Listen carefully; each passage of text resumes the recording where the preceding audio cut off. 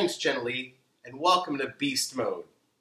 Yep, it's Greg the Beast, with 3 Beast Mode picks this week. So scary, even scarier than Mike Ditka at a practice after a Packers loss back in 1985.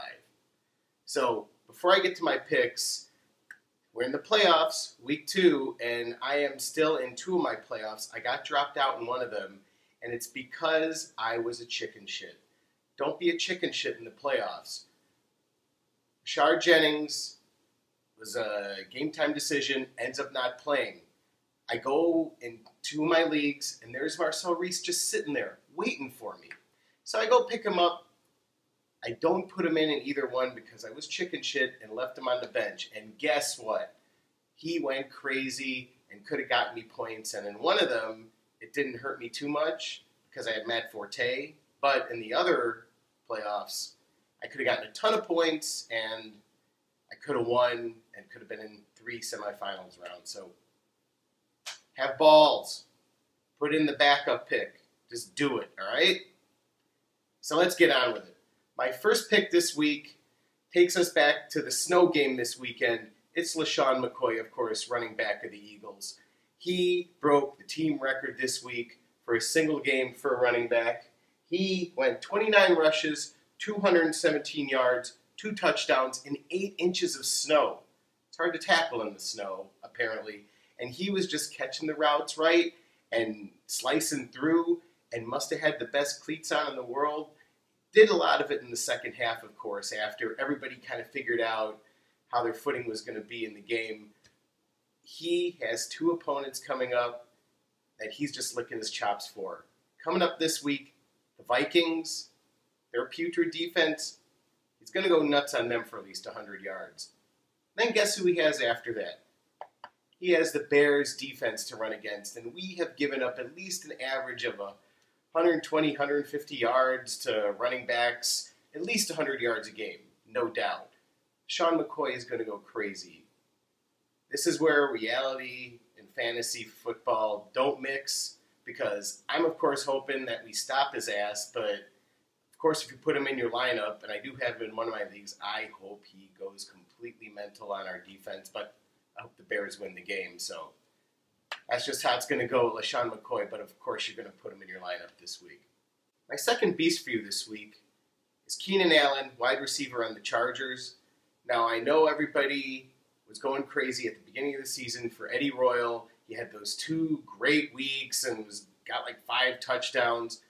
We all knew he was going to go away. He went away. Keenan Allen has emerged and is a rookie, going to be Rookie of the Year this season. He has been putting up a lot of points, and a lot of fantasy points especially, week after week, because he is Phillip Rivers' new target. He's made some pretty damn good circus catches, not on the level of Alshon, I'm sorry, Keenan, but he's really been pretty spectacular.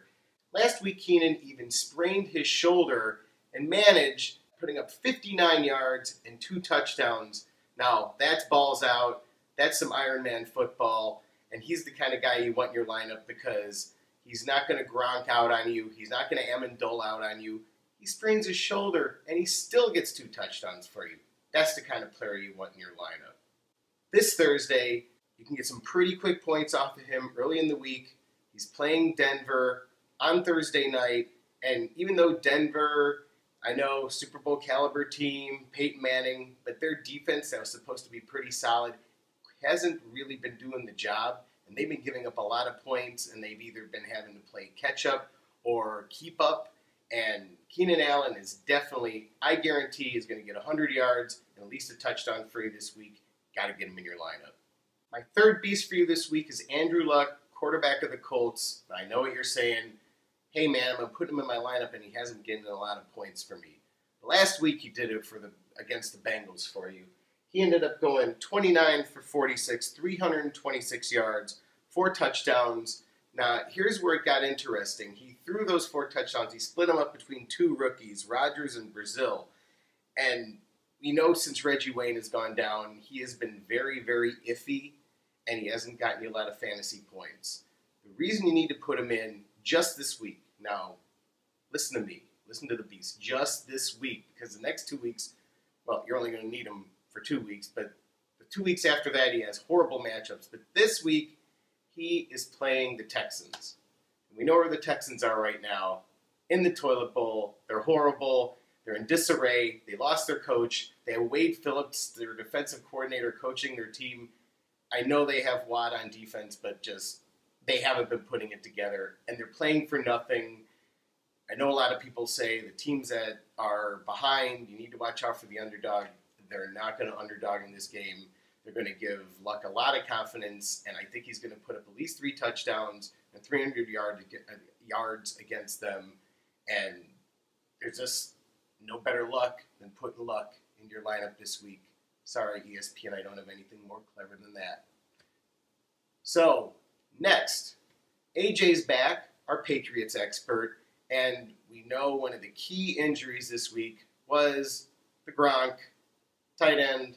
Patriots went down, ACL, MCL, both messed up, probably going to be out for a year.